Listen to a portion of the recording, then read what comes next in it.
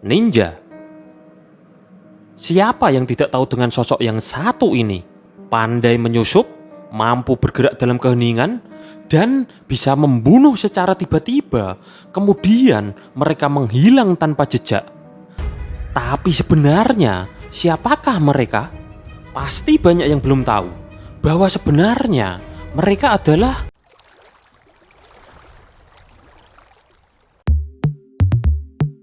diperkirakan bibit-bibit lahirnya ninja berawal dari sebuah kelompok yang disebut Yamabushi atau prajurit gunung, bos. Tapi sebenarnya Yamabushi ini bukanlah prajurit beneran, bos. Mereka ini semacam pendeta yang tinggal di pegunungan dan menyembah alam dengan hampir sepenuhnya mengasingkan diri mereka dari peradaban, bos. Dengan kata lain, mereka adalah orang-orang yang memiliki kemampuan bertahan hidup yang sangat hebat di alam liar, bos. Yamabushi umumnya menetap di area pegunungan dan medan yang sulit, bos. Nah, para pendeta ini memiliki sebuah kemampuan yang disebut dengan seni nonuse, bos. Seni nonuse atau yang biasa disebut dengan seni bertindak diam-diam adalah suatu praktik keagamaan yang dilakukan oleh para pendeta yang pada saat itu bertugas memberikan informasi kepada orang-orang di pemerintahan, bos. Sekitar tahun 645, pendeta-pendeta tersebut menyempurnakan kemampuan bela diri dan mulai menggunakan pengetahuan mereka tentang nonuse untuk melindungi diri dari intimidasi pemerintah pusat, bos. Lalu, apa yang mendasari para praktisi nonuse ini bertransformasi menjadi ninja? Sebenarnya ada alasan yang sangat kuat, bos. Pada masa itu, pengaruh kekaisaran mulai melemah dan para penguasa di daerah-daerah mulai memperebutkan kekuasaan di wilayah masing-masing, bos. Dan masing-masing penguasa memiliki pasukan sendiri yang berisi para samurai, bos. Selain itu, masyarakat juga terbagi dalam berbagai kasta disesuaikan dengan kekayaan dan keturunannya, bos.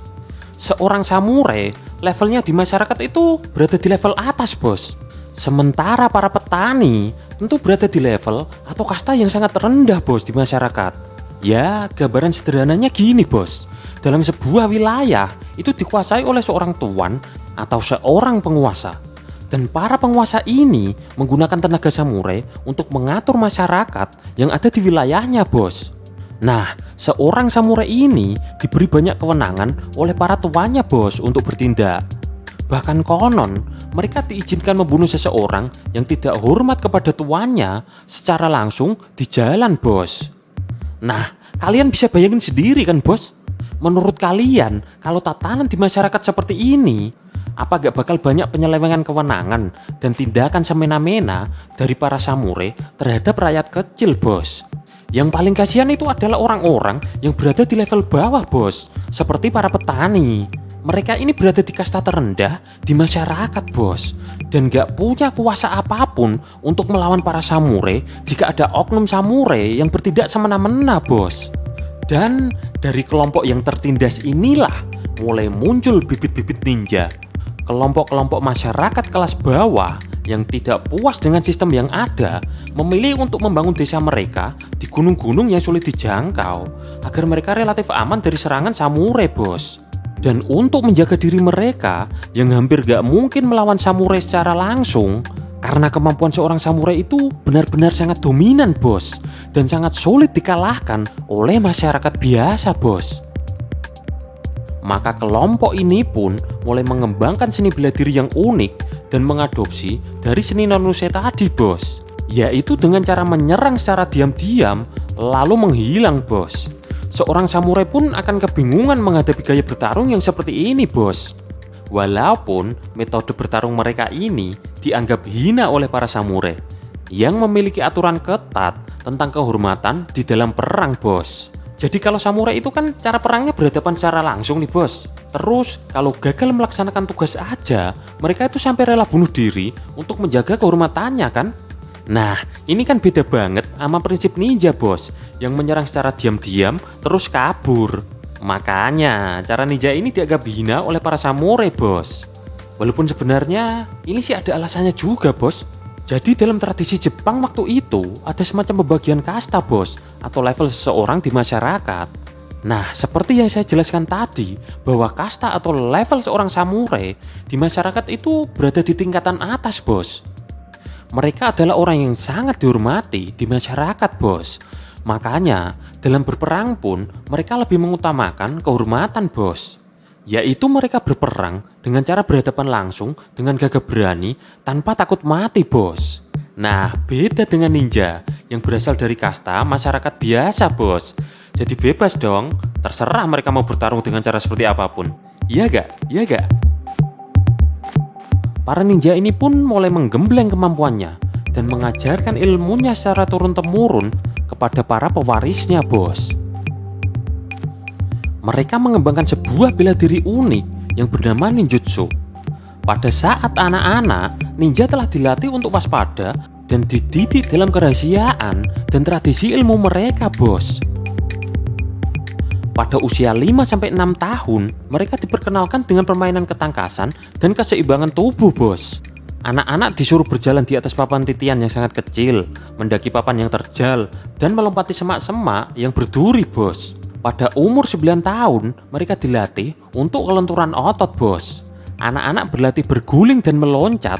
Setelah itu, anak-anak diajarkan teknik memukul dan menendang pada target jerami yang diikat, bos. Setelah itu, pelatihan meningkat ke seni bela diri tanpa senjata, dan setelahnya dasar-dasar menggunakan pedang dan tongkat, bos. Pada masa remaja, mereka diajari cara menggunakan senjata khusus seperti melempar pisau, menyembunyikan senjata, teknik tali, berenang, taktik bawah air, dan teknik menggunakan alam untuk mendapatkan informasi atau untuk menyembunyikan diri, bos. Waktu mereka dihabiskan dalam ruangan tertutup atau bergelantungan di atas pohon untuk membangun kesabaran, daya tahan, dan stamina, bos. Terdapat pula latihan gerak tanpa suara dan lari jarak jauh. Mereka juga diajarkan teknik melompat dari pohon ke pohon atau atap ke atap, bos. Wih, keren kan? Pada masa akhir remaja, ninja belajar aktor dan psikologi melalui tingkah laku mereka sendiri dan orang-orang yang ada di sekitarnya, bos. Mereka mulai mengerti cara bekerja jiwa manusia dan menggunakan kelemahan orang lain untuk keuntungan mereka, bos. Mereka juga belajar membuat obat-obatan, mendapatkan jalan masuk rahasia ke dalam sebuah bangunan, cara memanjat dinding, melewati atap, mencuri di bawah rantai, mengikat musuh, cara kabur, dan cara menggambar peta, rute, petunjuk jalan, serta wajah orang, bos. Keren ya, bos? Mereka sudah menguasai ilmu psikologi pada zaman itu loh, bos. Pada zaman itu kan kebanyakan orang masih mengandalkan kekuatannya ya, bos. Bukan kecerdasan seperti itu. Ya pantesan aja, ninja ini menjadi sosok yang misterius dan sulit untuk dipahami oleh orang-orang pada masa itu, bos. Udah gitu kan, ilmunya disimpan kerahasiaannya oleh klan atau keluarga ninja itu sendiri, bos. Dan gak diajarkan kepada masyarakat umum. Jadi pantas lah mereka menjadi sosok yang cukup mengerikan pada masa itu, bos. Nah, ketika para penguasa-penguasa tadi berebut kekuasaan dan saling berperang satu sama lain dengan mengandalkan kekuatan para samurai, mereka akhirnya mulai menyadari bahwa akan lebih efektif jika sebelum berperang mereka mengirim mata-mata terlebih dahulu untuk mengumpulkan informasi tentang lawannya, bos. Akan lebih efektif juga jika mereka mengirim seseorang yang pandai menyusup untuk membunuh lawannya secara diam-diam, bos. Dan sosok yang dikirim adalah orang yang pandai menyusup, pandai menyamar, pandai memata-matai, dapat membunuh secara diam-diam, pandai mengintimidasi, dan sosok yang paling tepat untuk tugas ini tak lain dan tak bukan adalah seorang ninja, bos. Dan sejak saat itu, pamor ninja mulai naik, bos. Mereka disewa dan dipekerjakan oleh para penguasa sebagai mata-mata dan pembunuh bayaran, bos. Permintaan akan ninja pun semakin meningkat, bos. Pada puncaknya, pertarungan antar klan atau antar keluarga ninja yang disewa oleh para penguasa yang bermusuhan pun tak dapat dihindarkan, bos. Jadi misalnya penguasa A bermusuhan dengan penguasa B, maka otomatis ninja yang disewa oleh penguasa A akan berhadapan dengan ninja yang disewa oleh penguasa B, bos. Dan terjadilah pertarungan yang sangat hebat antar klan ninja. Tapi pada akhirnya lahirlah zaman kepemimpinan Tokugawa, yang dianggap berhasil menyatukan Jepang ke dalam perdamaian, bos. Maka secara otomatis fungsi dari para ninja ini berangsur-angsur mulai menghilang, bos. Karena kan sudah tidak ada para penguasa yang saling berperang dan membayar ninja sebagai mata-mata lagi, bos. Maka para ninja pun mulai kehilangan pekerjaan mereka.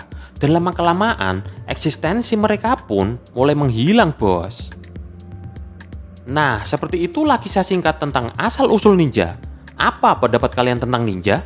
Silahkan tuliskan pendapat kalian di kolom komentar. Dan kalau kalian suka video ini, jangan lupa like, share, dan subscribe agar tidak ketinggalan dengan video-video kami berikutnya, bos. Sampai ketemu lagi di video Ikin Production selanjutnya.